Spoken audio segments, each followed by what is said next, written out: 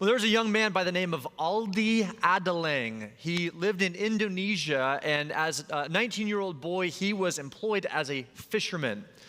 Now, Aldi's job was to live on a small barge, maybe 10, 12, 15 feet long and about, yay wide. And on this barge, there was a small hut. And Aldi would live on this barge, and he would tend fishing nets. So what they would do is they would take these barges out and they would attach them to mooring lines, maybe a few hundred yards offshore. And Aldi and a number of other young boys were employed by just living on these barges for a week or two at a time and ensuring that the nets never fell into disrepair. And even during the nighttime, they would light these lamps, these oil lamps that would attract fish who would see the light in the darkness and hopefully get caught in the nets.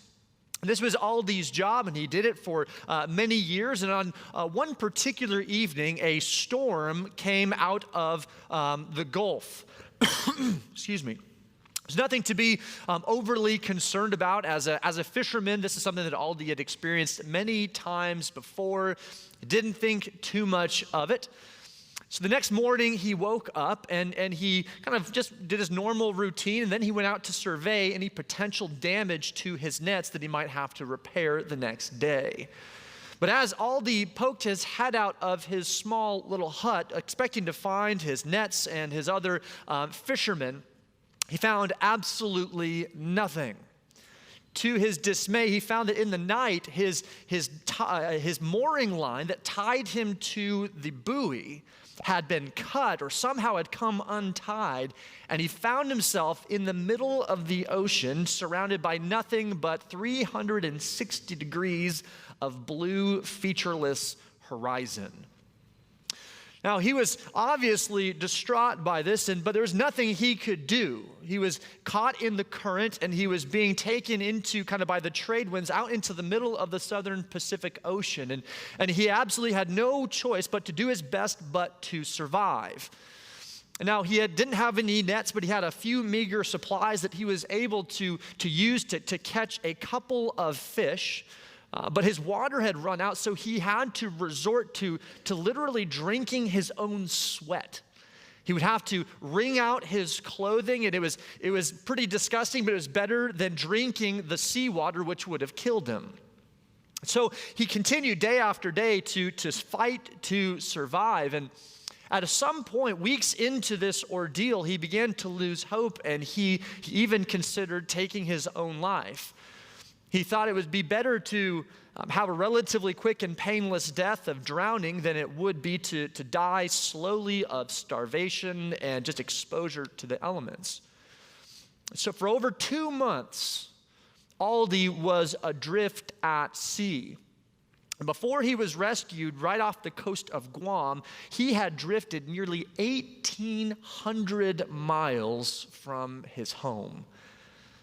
And if you just imagine how terrifying that would be to find yourself drifting in the middle of the ocean, just being kind of lifted and lowered by the swells and having no idea if you were going to survive or be rescued. It'd be a terrifying proposition, wouldn't it? But actually in Hebrews chapter 2, the writer of Hebrews introduces us to, frankly, an even more terrifying proposition, which is that of drifting, not from shore, but drifting from our faith.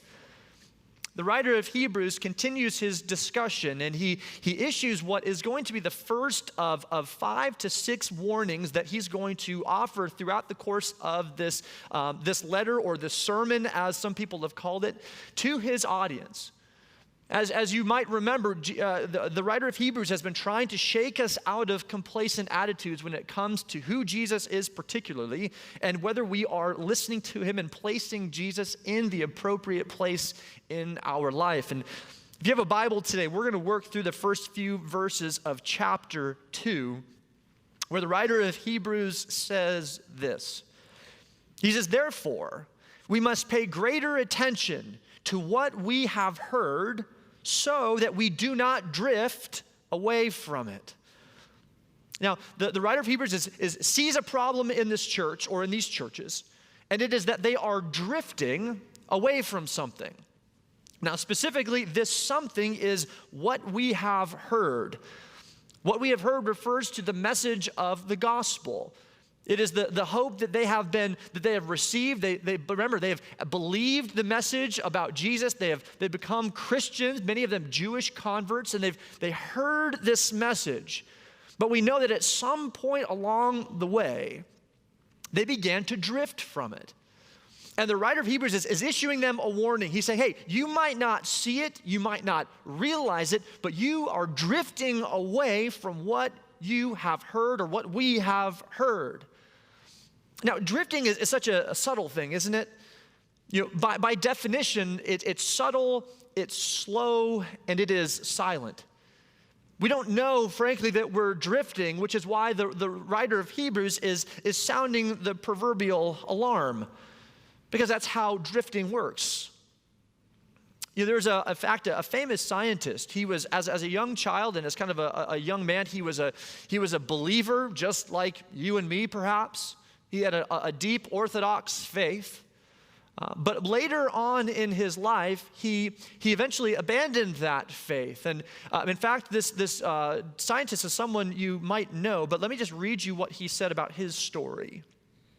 He says, I had gradually come to see that the Old Testament was no more to be trusted than the sacred books of the Hindus or the beliefs of any other barbarian.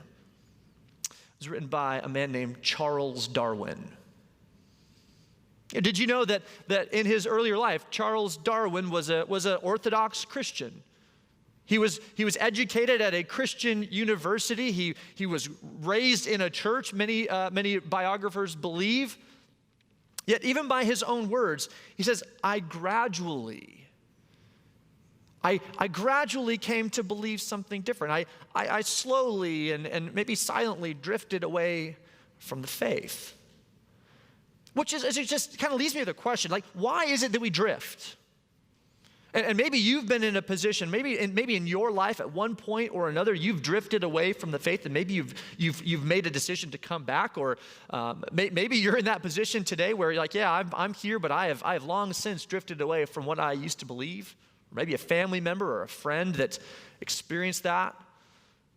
Maybe you send a child off to college, and they were a Bible-believing Christian, and then when they got back, they had drifted. You know, why does this happen? I don't maybe know, and Hebrews doesn't give us the answers, but maybe we have a few ideas. You know, I think sometimes storms cause us to drift. Remember Aldi, our friend. A storm came out of nowhere, and it wasn't Aldi's fault. He didn't do anything wrong. He was just doing his thing, living his life, minding his own business, and a storm came. And in that storm, the mooring line was cut. And he found himself drifting. You know, storms cause us to drift. In fact, our friend Charles Darwin, even many of us see him as the Christian turned kind of atheist evolutionary guy. But really, I think there's something much more fundamental that happened in his life. When he was a middle-aged man, he lost his father and his 10-year-old daughter within 2 to 3 years of one another. And many of his biographers actually look at that as the pivotal moment in his life where a storm cut a line that was tethering him to something. And after that moment, he had lost his connection, and that, perhaps with other factors combined, eventually caused him to drift away from his faith. The storms will do that. You know, another reason that we drift is many of us, we stop resisting the current. If you've ever floated in the ocean, you know that you have to actively swim against the current. Otherwise, it'll take you out to sea. You know, and for many of us, I think in our current cultural moment, there is a cultural current that is trying to pull all of us, isn't there? And whether it's the current of secularism or relativism or whatever the ism is, there are powerful currents that affect all of us. And absent an active resisting of that current, of digging your oars in, and of putting a sail in or turning on a motor or something, if we're not doing something to resist that, current, we are by definition drifting alongside of it. And sometimes isn't it true that it just gets tiring to fight a current all the time? Where you wake up and you're immediately confronted with the cultural messaging or whatever other current you might be struggling with, and you have to fight it all day, every day. And sometimes, man, I need a break. I just need to coast for a bit.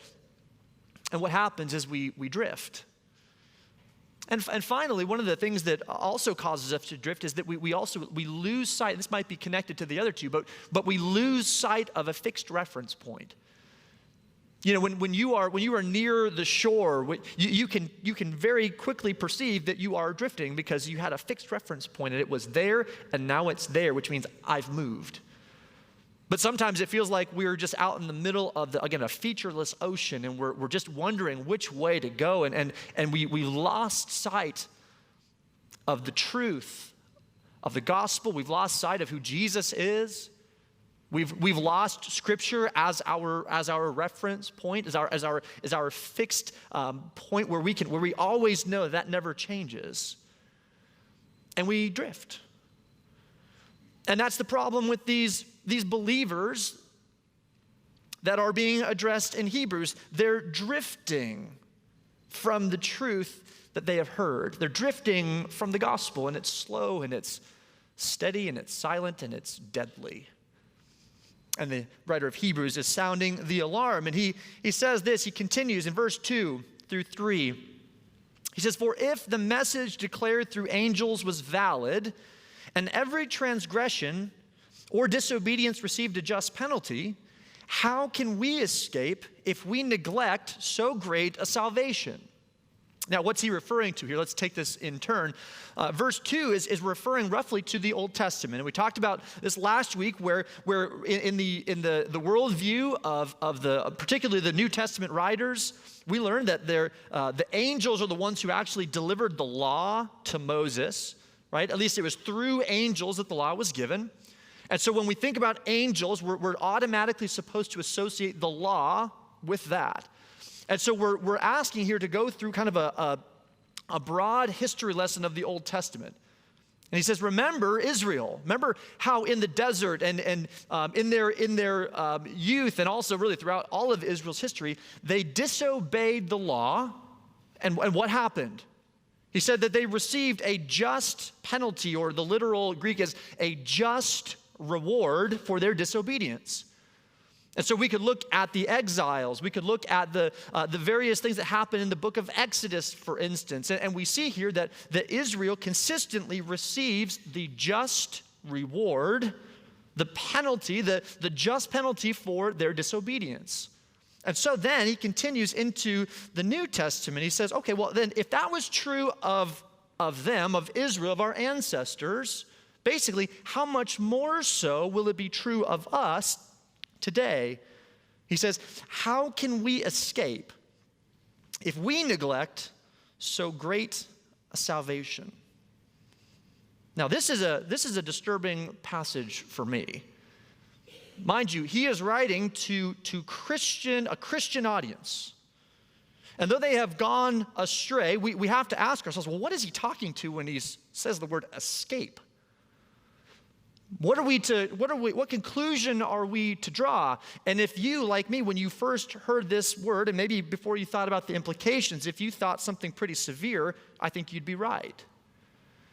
Now, before we get too far ahead of ourselves, let's not go beyond the text here. We see that in the Old Testament, the consequence of disobeying the law was a just punishment. Whatever it was just, it was appropriate. And so we could assume the same thing will be true if we neglect a great salvation, that there will be some sort of a just punishment for Christians. It's an uncomfortable prospect, and if your mind is wandering, it should. And frankly, this is the beginning of a sustained argument through the book of Hebrews that the writer here is just introducing us to, which is, for us, the implications for Christians with what we do, or for what we do with the gospel. And we're going to continue to see this argument unfold, and I'm not going to, that we'll get there in later chapters, but let's be honest, there are some sobering messages here for Christians that the writer of Hebrews is telling us. He says, how will we escape? But then he says, if we neglect this great salvation. Do you guys, does anyone here neglect their yard? Yeah, a few of you. One of my jobs as a husband and as a father has been delegated to me is like anything that happens outside our home, like in the yard, is my responsibility. So I remember Lizzie and I, we were doling out tasks and duties. She says, hey, if it happens outside, you've got to take care of it. And so when it comes to my lawn, I don't really have a green thumb, so I did what all responsible fathers do, is I just went out and hired it out. So I hired a lawn service. Don't boo me. I hired a lawn service, and every week they come through and they go through and they have all of the right gear, and they trim the grass, and then they edge the sidewalks, and it just looks perfect. And then the best thing is they clean it all up, and it's just done. They do it in 15 minutes. It's the best $25 I spend every week. But one of the things they don't do is they don't weed. They don't take care of the weeds in our flower beds. That's my job. So we have a flower bed in the front of our house, but we also have one that's just kind of wraps around our garage just so. And it's kind of out of sight, out of mind. And so every once in a while, when the spring hit, I remember, we did a spring cleaning, so everything looked great. But a few weeks later, I just saw a couple of green little shoots, just the tip of a weed that was poking through. And so I was looking at this, and I was just kind of surveying things, and I thought to myself, you know what? If I just stoop down and just pull that thing up, it'll be out of there, no problem, 2 minutes, and I'm done. Did I do that? No. Of course I did not do that. I thought to myself, I'll just wait. I'll take care of it later. Of course, the next week, I went back out and I saw those same weeds, and instead of being little weeds, they started to be a little bit bigger weeds. And I thought to myself, if I just stoop down for 5 minutes and pull out these weeds, I'll be done, it'll be fine. Did I do that? No. Here's what it takes to neglect something. Here it is. Absolutely nothing. How do you want to know how you neglect your spouse? Just do absolutely nothing. How do you neglect the gospel that you have received? Easy. Just sit back and do nothing.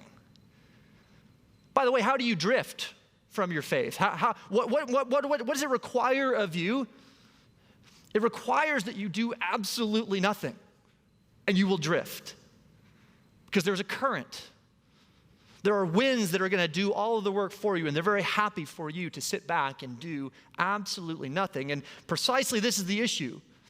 What's happening? They are neglecting a great salvation. Notice they're not trampling the gospel. They're not saying, you're not giving God kind of the, talk to the hand. They're not saying, it's even worse than that. It's that we're just doing nothing with this great salvation.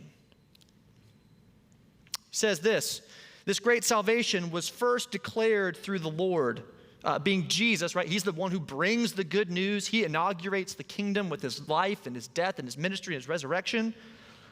Then, this great salvation was attested to us by those who heard him. So again, this is telling us that the author and the audience of Hebrews were probably not the direct recipients. They were not the apostles, for instance, or one of the 12, but that they received the gospel through other witnesses or other missionaries who came and preached this message to them. So we received it through those who heard him. Then verse 4, so then God added his testimony by signs and wonders and various miracles, and by gifts of the Holy Spirit distributed according to his will. All right, so what we're seeing here is he's just reminding them, say, hey, we received this message, and not only was it, ultimately this message comes from Jesus himself, it was given to us by witnesses of his life and his death, and they preached it to us, and it was even confirmed by God working signs and wonders and miracles. If you think about the book of Acts, for instance, we see this happen all the time where the gospel is preached, and accompanying the preaching of the gospel, we see signs and wonders and things that authenticate the message that has been preached. So he says all those things are true for us. And so it's a very simple argument, right? He's saying, all right, we need to listen carefully to this message because, just think about this, if the people who disobeyed the Old Testament law received a just penalty, how much more severe will it be for us, believers, who have heard the message of the gospel and neglected it? It's a dire warning. He's saying, we've got to wake up. You're drifting away, and there are consequences. And though you have not trampled the gospel, God bless you, you're drifting away from it. You're neglecting it. You're doing nothing with this great message that has been given to you. And so you need to be careful. And of course, how do we do this? And in fact, in this teaching, right in verse 1, we see the application almost come before the warning.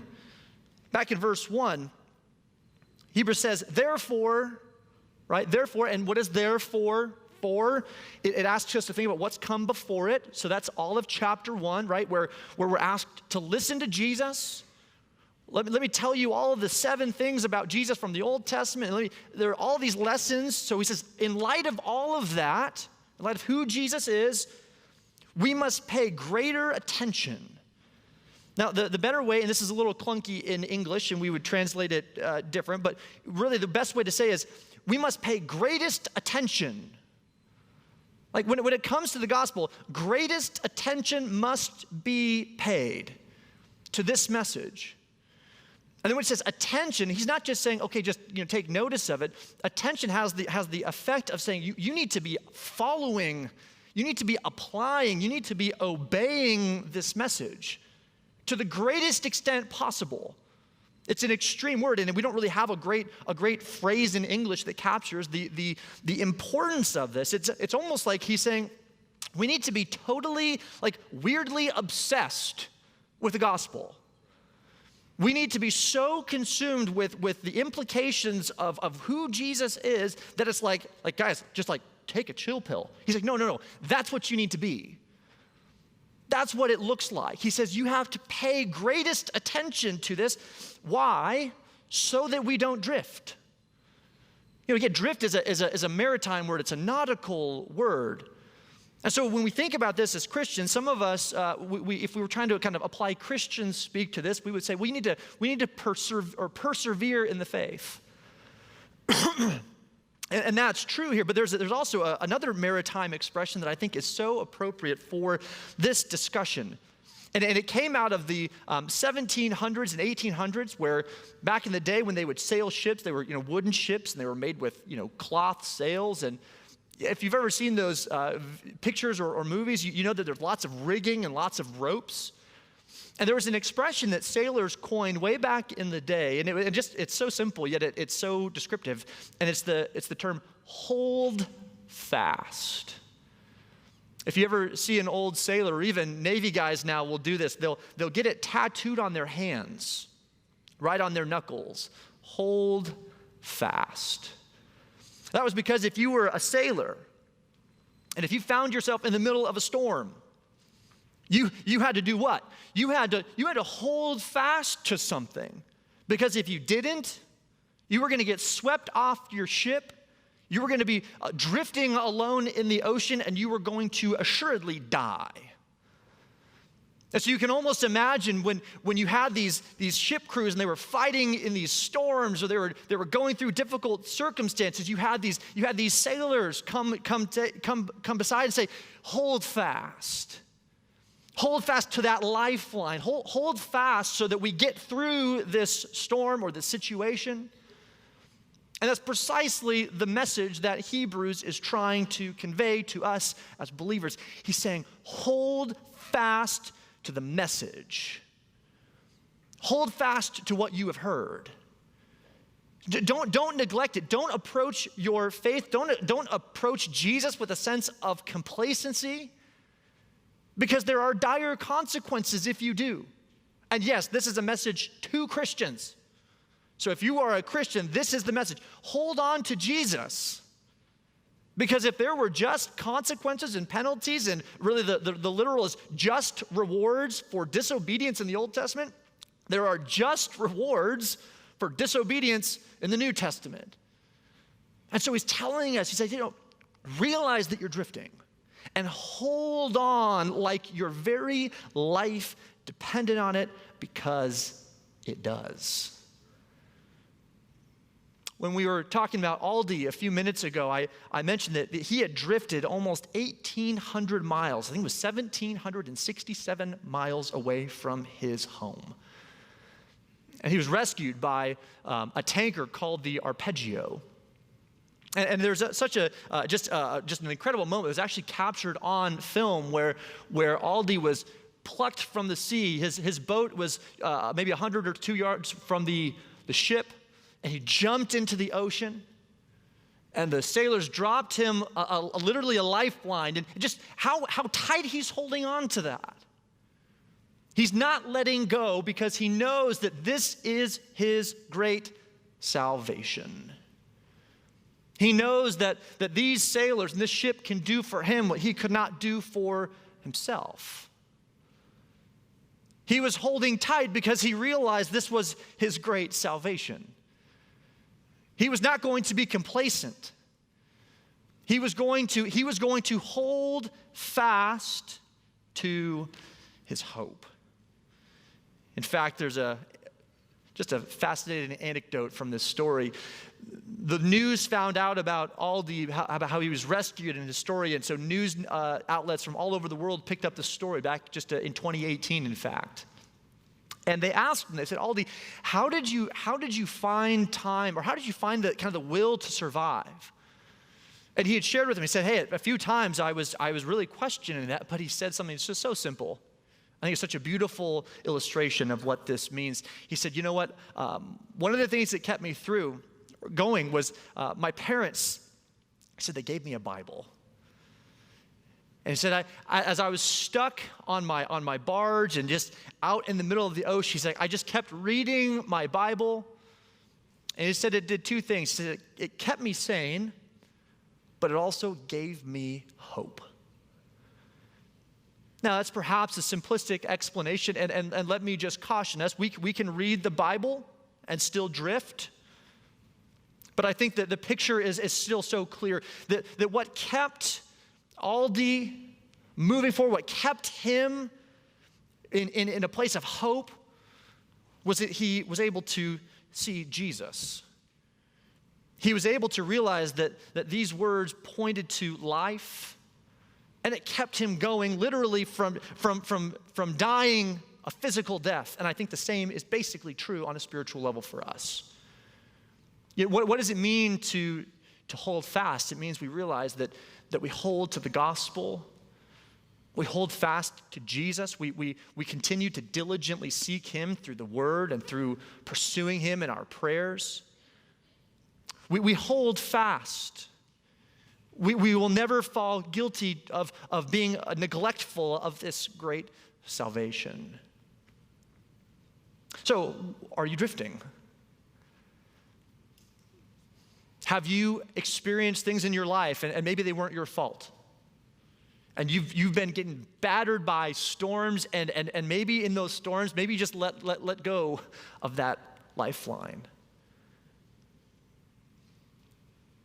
You let go to that thing that it's tethered you your entire life, but there was just one storm too many.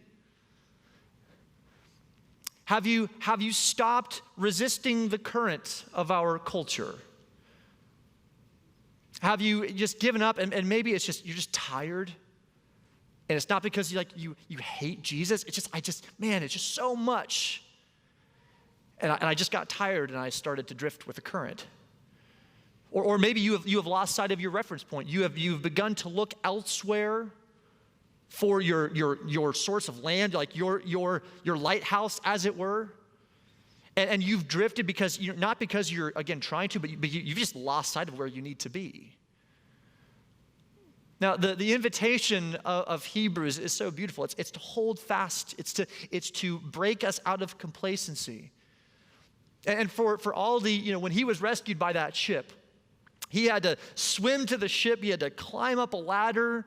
He had to be hoisted aboard by the crew and nursed slowly back to life. And eventually he had to go to Japan, and then he had to fly back to Indonesia. And sometimes for us, when we think about drifting, for those of us who maybe that's us, we think that that's our process with Jesus too.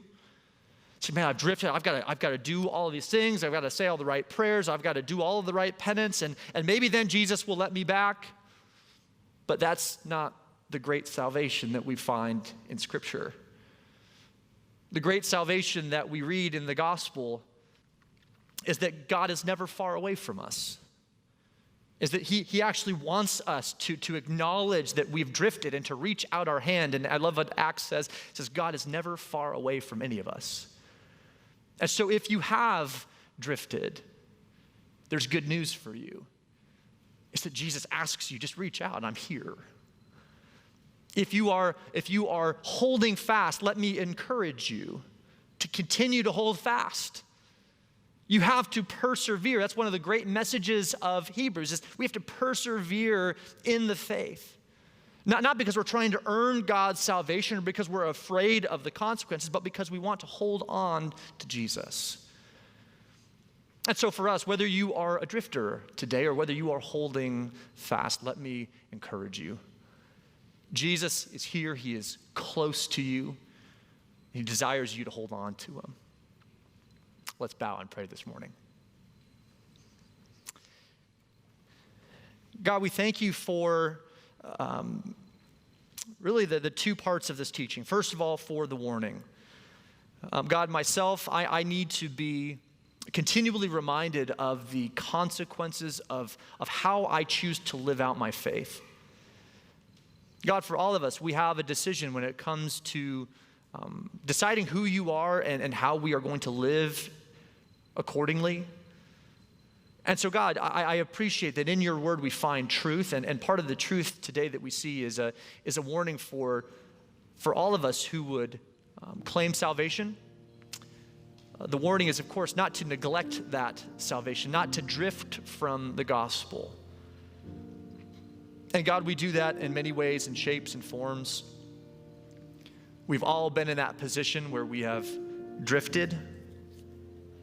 And so, God, we do thank you that you speak truth and you love us enough to warn us. But God, most of all, we thank you for this great salvation. It is not a little salvation. It is not a limited salvation.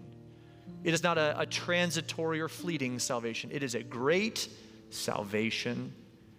And it's one that we find in the person of Jesus. We're grateful that you entered into our brokenness, our drifting, our waywardness, and that Christ in his incarnation came and lived among us, and he lived a life that we never could have lived, and he died a death that all of us deserved, so that we might find this great salvation, this great way back to you. So God, help us to not neglect that. Help us to cherish that message today. And whether we are drifting, whether we are holding fast to you, or maybe whether we've never even begun to think about the question, meet us where we are today. By the power of the Spirit, draw us closer to you. And we ask all of this in Jesus' name. Amen.